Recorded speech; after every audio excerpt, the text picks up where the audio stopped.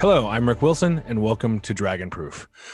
For those of you who have been paying attention politically around the world, this has been an exciting and somewhat harrowing couple weeks in American politics as the United States just elected President-elect Joe Biden. And I think, and I'm not saying that to be partisan, but I do believe in our democracy and our republic, and I believe the election was fair and free, unequivocally. And, a lot of things lately have become so politicized that it can be hard to suss out what's going on. But I would like to tell a little bit about my backstory. I think sometimes in our highly polarized nation these days, because I'm a tech entrepreneur living on the coast, I get branded this wild coastal liberal elite. The thing is, I grew up in Orange County, California. Came of age in the 80s during Reagan, the height of Reagan's power. And my family, I was raised as a Republican in Orange County. My dad was an entrepreneur and we had a business. And I was always taught that the government should be, regulations should be minimal and businesses should be supported. And, a rising tide floats all boats, so to speak. And fast forward, I have spent my life, I have ping-ponged between voting for Democrats and Republicans. And recently, recently, relatively speaking, I voted for Mitt Romney in 2012 even. And as someone who's played both sides and has voted for both sides, I can tell you that I have been able to, as a business owner, look at it and sort of suss out fear from reality. There was a lot of fear in 2008 when Obama was elected that businesses were going to be crushed. And I personally held some of those fears initially, but I can tell you that living through it, my business thrived. Obamacare had a lot, was a big regulation, but healthcare costs were skyrocketing pre-Obamacare. And the fact of the matter is this really fear-based system of regulations that were going to crush businesses never came to pass. And so fast forward this last Saturday morning, it's early in the morning, I'm checking my phone and suddenly my alerts start going off, and CNN and the Associated Press had called the election for Joe Biden. And I have to say that the feeling I had was one of elation. And again, it wasn't a partisan feeling. I mean, partisan in the sense that I personally just do not like Donald Trump. But that's not it has nothing with him being a Republican, because first of all, I don't think he's actually a Republican. But second of all, what I think businesses like and what I like as a business person is stability and clarity and where we're going. And I think that was the thing we as a country chose with this Biden win. I don't think it was a blue wave or a red rebuke or anything like that. I think it's simply people want positive leadership that is taking us to a grounded place where we can grow from. And I think it's important for business people to avoid being overly partisan. I think if you're convinced that the world's going to end if one party or the other party wins, that's a dangerous place, right? And so it's one thing to have an opinion. It's even another thing. I was taught my whole life growing up, I shouldn't even have expressed publicly what I just said here on this podcast a moment ago. I should never have talked about how I felt about any particular politician or not. But I don't buy that. I think we have to be authentic. I think we have to share our opinions, but we can do it in a way that's not fear-mongering, right? And fundamentally, I think that's what the Biden election signals to America. He's signaling a return to cooperation. He has 46 plus years in office. There's probably no better living American who has had a seasoned career of cooperation and negotiation and compromise in a positive way. And I think that message itself is pro-business. It's fundamentally prudent. Even if some taxes go up a little bit, some taxes likely will go down a little bit. Even if some regulations go up, regulations can be good. Businesses thrive when there are actual rules we can follow. And if you've been paying attention, now stock market changes radically every day, but between the Biden election on Saturday and the news of the efficacy of the Pfizer vaccine Monday morning, and by the way, I do not think that was a conspiracy. I think that was just how timing works out. Not every timing is a suspect. The stock market rallied first thing Monday. Dow was up 1,600 points. We'll see, markets go up and down. It's a jagged line. If it went straight up forever, none of us would work. We would just invest in the stock market. But the theme here, the theme that's most critical, is that discipline required today, which is really around COVID.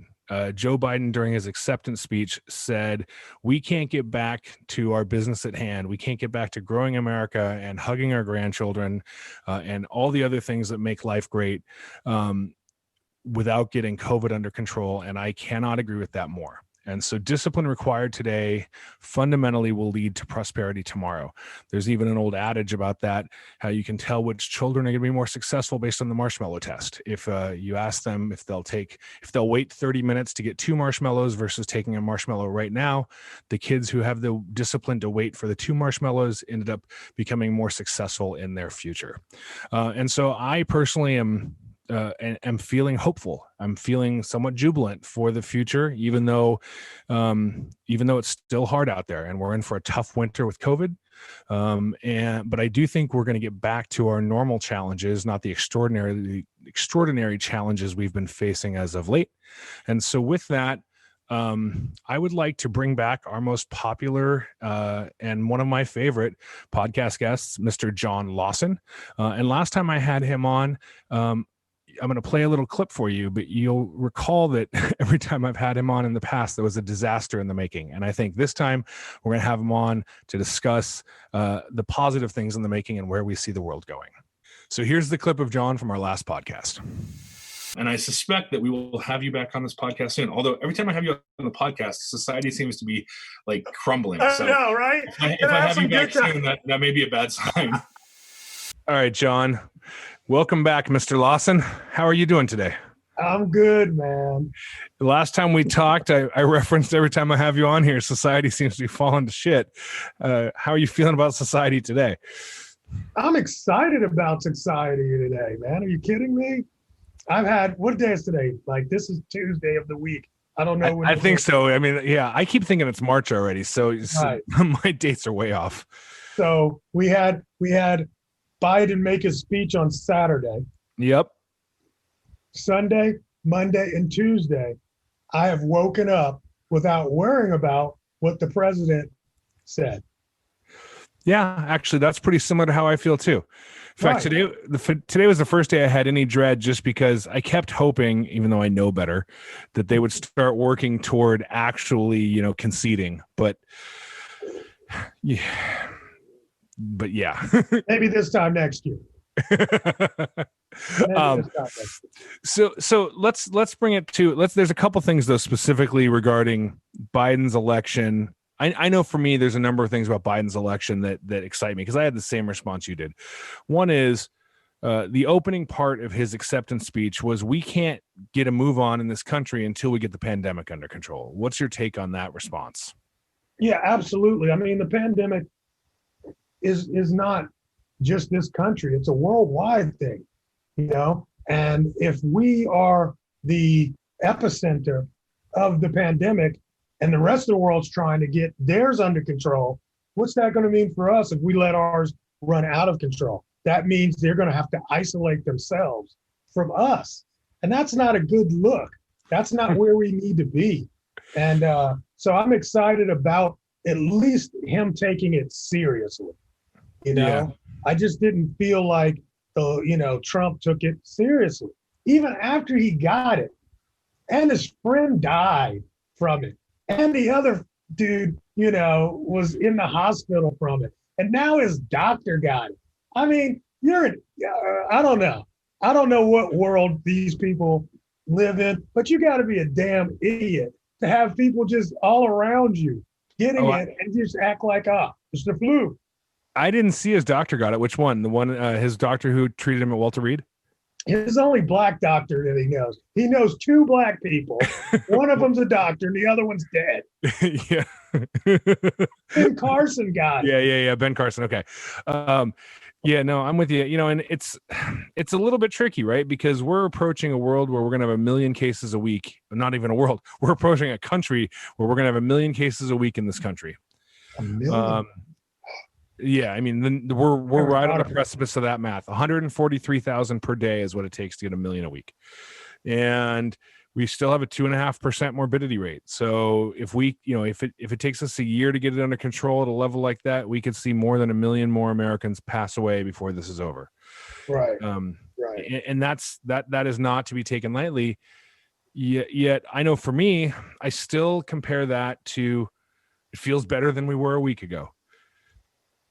I mean, because Trump would have let that run indefinitely. He was going to do nothing to stop it. His solution to wildfires is apparently burn down all the trees.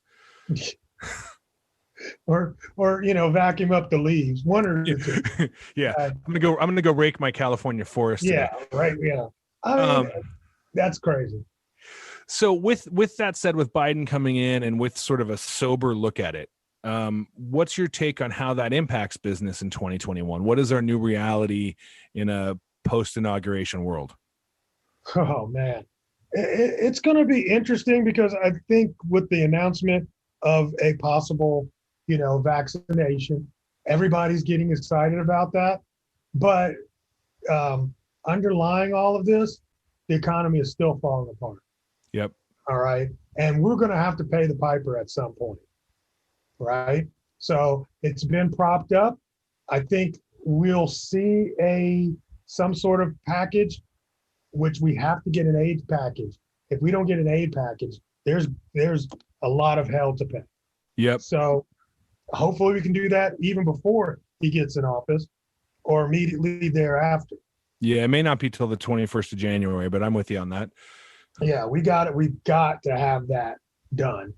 But in terms of, for us, the small, medium businesses, it's still going to be, at least online, I think there's still going to be plenty of opportunity and room to grow and maybe take share or have to pivot to keep share. I mean, we're small business, and small business has a lot of agile opportunities, and you're just going to have to keep your eyes open for where you can get in and fit in. I think a lot of people, pivoted to masks. Yep. That's about to run out. Right? Yeah, I mean, or at least the winners of that war or the winners of that battle won that battle. Right. I mean, I don't need your fancy mask anymore. Right. I can get that anywhere. Right. At one point, it was like, oh, let's get masks because they're hard to get. They're not hard to get anymore. Yeah, they're everywhere now. Everywhere. You can go to any convenience store now and they're on the shelf, right? So that's a problem. So I think a lot of those, we're going to see some of those rise and flies go away. Yeah, no, that's people true. That did thousands of dollars in masks that are just about to re-up. So here's the thing, though, and this is something we've been discussing internally.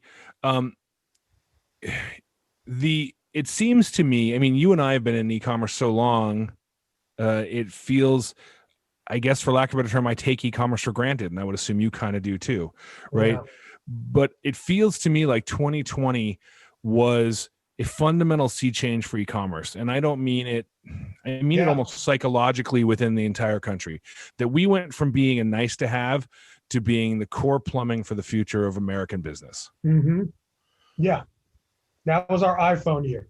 Yep, absolutely. 2020 was the iPhone. That's a great way to put it. 2020 was the iPhone year for e-commerce. And so I agree, for a lot of people out there, look, everything obviously varies by what you sell. And, if you're saddled with lots of brick and mortar locations, you're still in probably for a fair amount of pain. But if online distribution is your bailiwick, you should have you at least have opportunity. I'm not going to say there's a guaranteed win for anybody, but you at least have opportunity out there. And brick and mortar. A lot of them have done so well that they've put off, taking online seriously, and we're talking about SMBs here, they need to they realize that has been an area that they can't avoid any longer if they're going to sustain their future. Everybody's changing.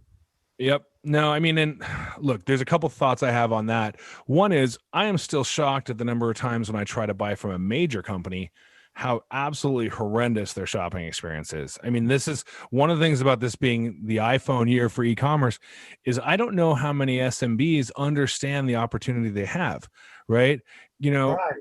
go buy something on your phone at Home Depot. Now, I'm not saying I want to get into selling construction crap, but go online and try to buy something on Home Depot from your phone. And I'm not knocking Home Depot. I buy stuff from them all the time, but the experience just sucks. And, I mean, this reminds me of something, and I want to ask you about it. Harvard Business Review commented that businesses need to find new ways to stay true to core competency and maybe deliver things in a new way. And I think e-commerce fits that. Do you feel like maybe retailers, the ones we're talking to, are hesitant or have PTSD after the chaos of 2020 to really dig in and invest for next year? I hope not, because I think there's a lot of opportunity for them to expand their business by simply doing very small. This doesn't have to be a huge lift, right? You already have the infrastructure. Yep. It's just about getting the right marketing piece together so people know how to get to you. This is such an old, I can't even believe this. I'm going to pull this out. I wrote this book in 2014, Kick-Ass Social Commerce. Let's put a link up. Let's put a link up in the show notes, because I take John's book for granted, but John's got a book you guys should all read. Yeah. I just had a guy that hit me up, and I'll never forget. We had lunch, like maybe it's like 2013 and 14, because it was the year the book came out. That's how long it's been out, right? I wrote it in 14.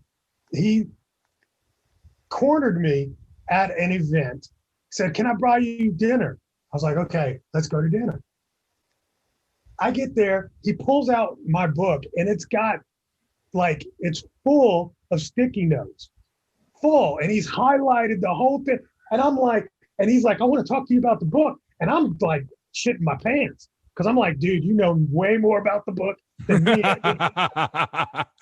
I mean, just think about it. When did you write your book? 2 years ago? Yeah, well, it was just about 2 years ago that I got the first test printing. So really, Exactly. the major content was 2.5 years ago. You wrote it 2 years ago. Yep. If somebody just read it yesterday and got all the highlights, you're going to be like, "Oh shit, he's going to ask me something I don't even remember." Absolutely. Right? So at any rate, long story short, he hit me up yesterday. Saying, "Man, I got to talk to you." Today, this guy is like running a major e-commerce advertising organization. He runs it. He built it from there. And he's like, "When are you doing the next book, bro? This book, everybody that comes through our organization, I make them read this book," right? He was a fan. I get it, right? Yep. But the deal was the concept of what I talked about in 2014, which was literally using your social, not social media necessarily. It was the social connection that people have between the people they buy from and the person you sell to. And creating that connection is what will sustain your business through no matter what happens. And what's gone on in 2020 is helping to facilitate that and move that forward even faster. People are purchasing not just from, like you said, the big boys. They're purchasing from people they trust. They've become more and more aware of what you support and who you don't support. All of these things are starting to matter. So Yep. Social selling is what it's all about, man. Okay, there you go. The plug for the book. Well, actually, that brings me to something that I did want to talk to you about. So there's obviously one other elephant in the room for 2020, which is, this has been an elephant in the room for 400 years of American history. But the entire social justice movements that really came to light in 2020 sounds so fucking naive on my part, but exploded and changed the national discourse, right? And you and I have been friends we've been friends now for 6+ years, and I watch how you interact on Facebook, and it's always amazing to me. I'm pretty quiet on Facebook for the most part. I post some pictures of my dogs. Recently, I try to stay mostly nonpartisan, but I had too much Schadenfreude the last couple weeks to not just mock mock Trump and his peeps, because they're assholes. But, how do you, when I was being raised as an entrepreneur, I was told not to discuss this stuff. I was told, if you discuss anything, then you risk alienating half of your audience. And obviously there were pioneers, including people like you, who broke that ceiling and made it okay to discuss this stuff in public. And, and even in my own working with my own mentors, I finally got to a point where if someone doesn't want to buy from Miva or me because I call out someone for being an asshole, so be it, man. Just don't buy from me. Right. Right. But, how do you feel like that's all coming together for brands going into 2021? I assume that you would tell them to stake their ground, but what's your take on all that? Here's the thing. You know what? When the George Floyd movement happened, I would sit back and I would see people, put up a black square on their page and say, we support the, Black Lives. I don't even know if they said Black Lives Matter, but we support diversity or whatever. Right. I was sitting there going like, this is just another one of those marketing ploys. Dude, here we are, 5-6 months later, and it's real. Yep. I sat there today and watched the CEO of McDonald's say, look, this is where we stand, and we're putting this out there, and like it or not, that's just where we're going to be. So when a corporation like as huge as and international, you figure like McDonald's is not just the one on your corner. Right. It's an international corporation that's saying we support diversity. For having something like that, it lets me know that this is not just a hashtag anymore. This is a movement. And that they do all kind of data crunching before, it's not like they just got sure. They didn't just wing that. Yeah, they didn't just wing that. They know that it's going to be better for their bottom line at some point. Might not pay off today, but they know it's going to pay off in the near term and as they build a corporation over and over. And I think at this point, guys, you don't have to be an activist, but I think people are going to do business with those that are in line with how they feel and what they stand for. Yeah, look, I want to do business with people that I like being with. Like and trust. Yeah. Do you think independent businesses have more flexibility on this stuff? I mean, you just talked about McDonald's. I just told you about McDonald's. Well, right. But I mean, so I would assume you mean for an independent business, they don't have to run a marketing study. Yeah. I mean, the deal is, if you were in your neighborhood, right? Think about this. This is good. This just came to me, right? If you were in your neighborhood and the kids come around and they say, we want you to support the Cougars team. The Cougars team is our football team that's local right here to our neighborhood. Are you going to say no, because the people that are in the city right next to me also shop with me, so I can't support your local team? Right. No, of course not, because you are going to get affinity with that local community when they see your name on the back of those kids' jerseys, right? Oh, yeah. Look, when I was a kid, my dad's little manufacturing company sponsored our Little League team. See? Did that turn off all the other Little League teams that used to work with it? No, it didn't. Right? It's like, of course not. This guy is community-based. He has a purpose that is good for his local community, and I'll shop with him too. And that's, I think, where it's going to go. How do you leverage that kind of thinking with also, selling via Amazon? How do you build something local in your community and use Amazon? Do you think any of it changes next year, or is Amazon just half of e-commerce in America, and that's what it's going to be? Amazon, okay. Amazon is half of e-commerce. In the U.S. In the U.S. Let's just do the math, dude. Right now, it's at about 16%. E-commerce is at 16%. Yep. Right? Yep. If we just go back 5 years, it was at 8%. Yep. When we say Amazon is half of e-commerce, the other half is still bigger than it was the whole damn pie 5 years ago. Yep. So I don't get too caught up, as a small business with Amazon, because there's so much more of the pie. They're just growing the pie, So you guys don't feel like Amazon is the only game that we have to all play. Because I'm at the point right now where, there's so much opportunity for SMBs to do their own thing. Amazon is a channel. Yep. I couldn't agree more. Not the world anymore. And I know people think I'm crazy when I say that. Yeah, but I mean, look, I didn't invite you on to say things I already believe, but I mean, I couldn't agree with that more.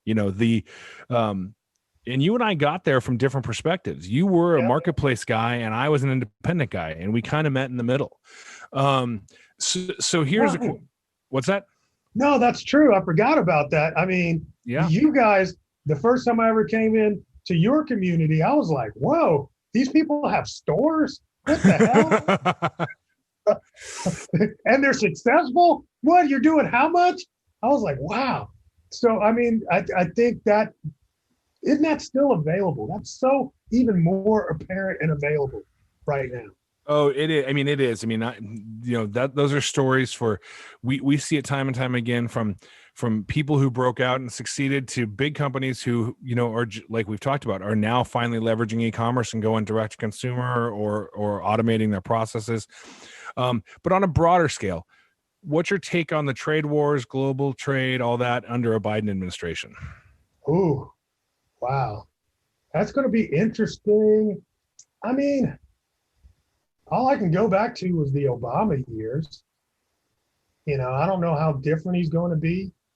I'm sure he's going to have some challenges, but I think just overall, I think it's going to be as good or better. Yeah, I really do. I don't see how it's going to get worse. I think you know what? Honestly, I don't give Trump any props, but I'll give him one prop, is that he got tough with people on trade. So now when we go back in, they'll be a little bit softer. Yeah, I was thinking that too. And, sometimes you play the hand you're dealt, right? And so Biden gets to come in and play from, he's not inheriting a world that was just all free trade all the time, no matter what, even regardless of what his personal beliefs are, which I have no actual idea. But he's able to take that stance that Trump spent 4 years sowing, and he's able to pivot from that to do something potentially new and interesting. Yeah. Good cop, bad cop. Yeah. Trump's the ultimate bad cop, but at least Absolutely. He gets to use it. Now you get to go in as a good cop, be like, yo, let's do some deals. You don't want to talk to that guy again, do you? yeah, don't make me call it. So, so it's like, we need to make this profitable, or he might be back. Do you think the businesses that were hurt by the trade war, especially the e-commerce ones, have you seen a lot of them go out of business? Have you seen them weather the storm? Kind of what's your take on how that's played? Most of them, I haven't really seen a huge impact from businesses. Nobody's really come to me and it's like, dude, this is really killing my business. There was enough margin in it. I think that they sucked up a lot of it. Yep. Have you seen that?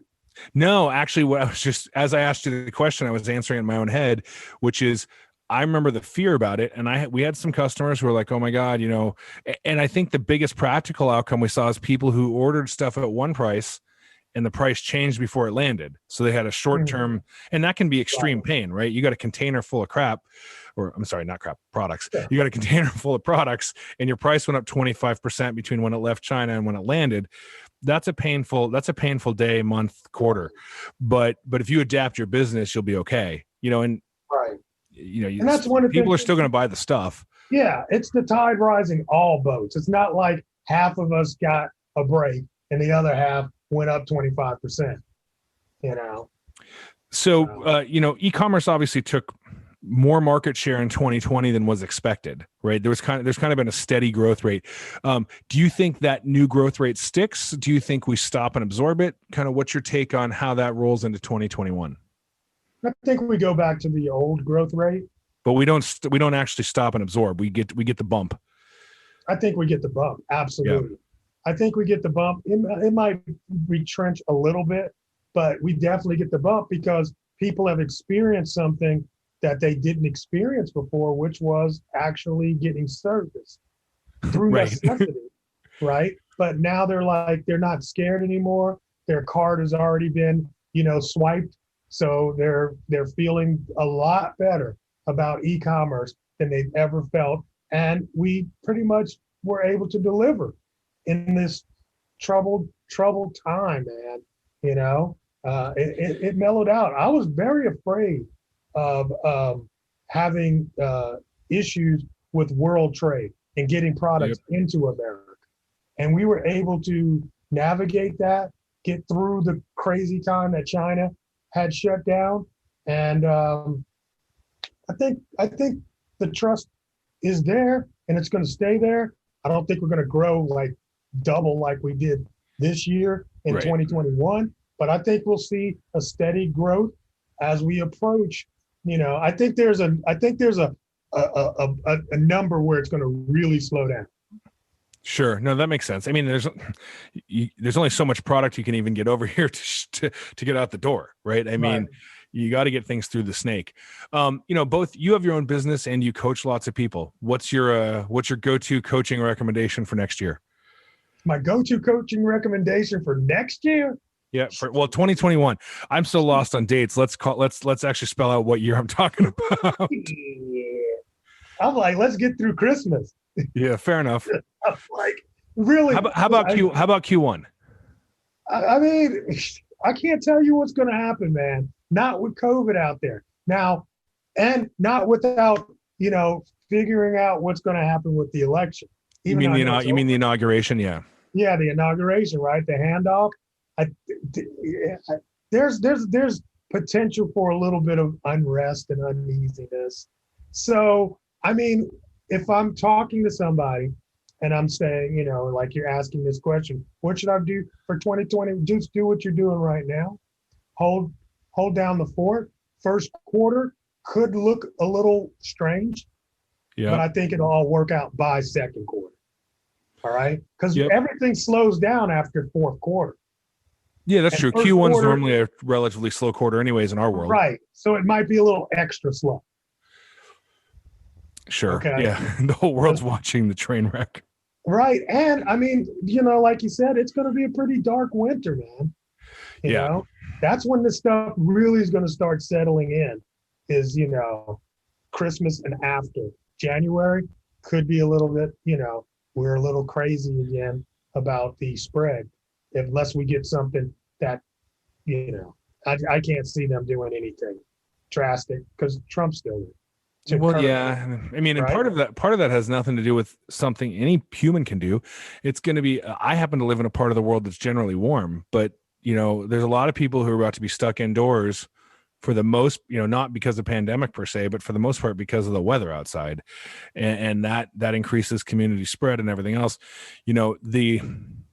That's an interesting challenge. It feels like we have, to the extent this is possible, some certainty coming our way, right? In a world post January 21st. Yet we're in for a very potentially dark winter.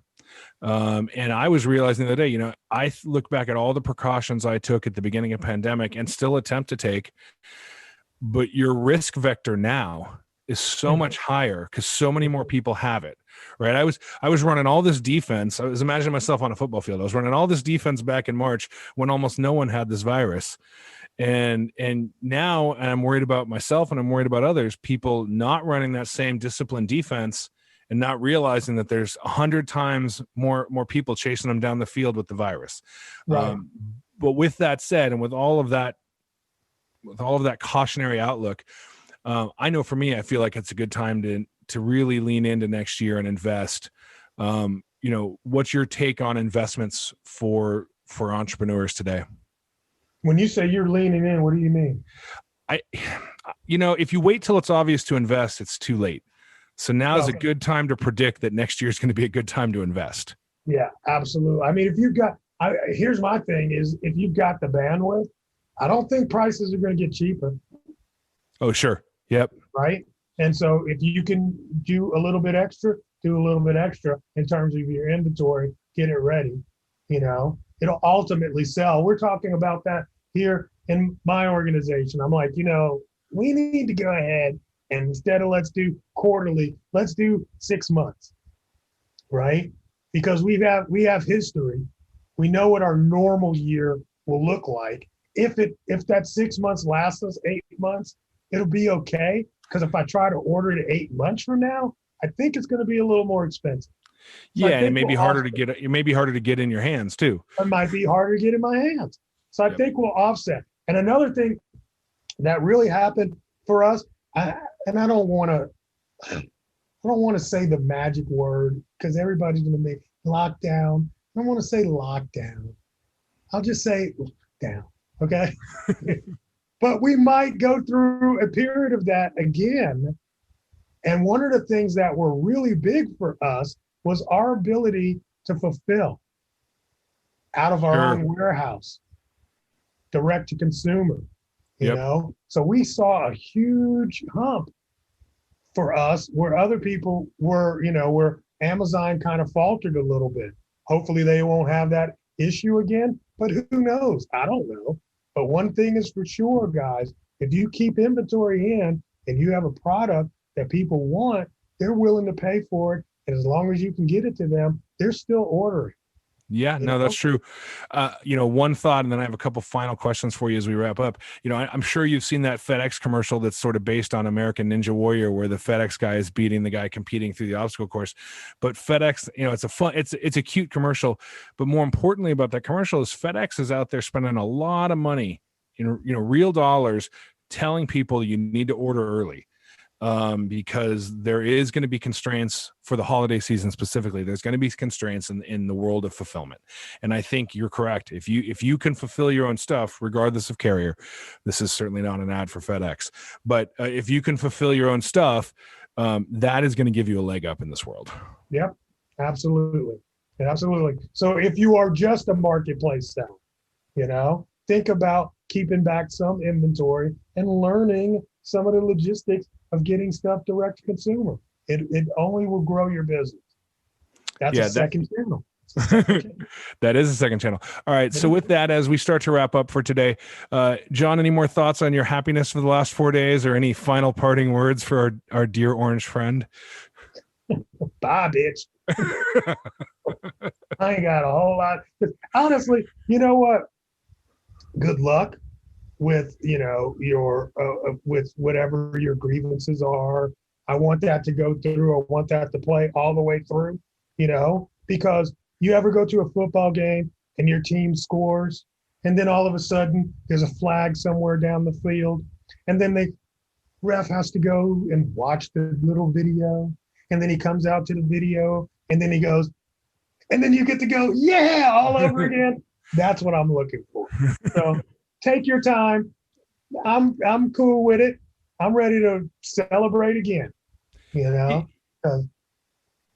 get that feeling, and for me, I think going back to what I opened the show with, I think that this message of cooperation, this message that regardless of what side of the aisle you're on, we all have to get back to cooperating and functioning. And, it's okay to disagree and it's okay to negotiate across aisles. John, you and I have become good friends for the last 6 years. We certainly don't agree on everything. Right. But that world of cooperation is good for business. And I think one of the ways you signal that is you take the time to do it right. If there are questions, the people who are asking the questions have to be willing to accept the answers. But if there are questions, fine. Check it. You can check my math, check my test scores, whatever you want, because at the end of the day, that signals cooperation and transparency. And that's our country, man. That's the way it's supposed to be. That's what the courts are for. So with that, I'd like to thank everyone for listening. We're going to put a link to John's book in the show notes. Follow us on Twitter at Ecommerce Pod. What's our Twitter handle? Dragonproof Pod. Chris will fix this in post. And I'm going to let John say goodbye. All right, guys. I'm out here for now. Peace.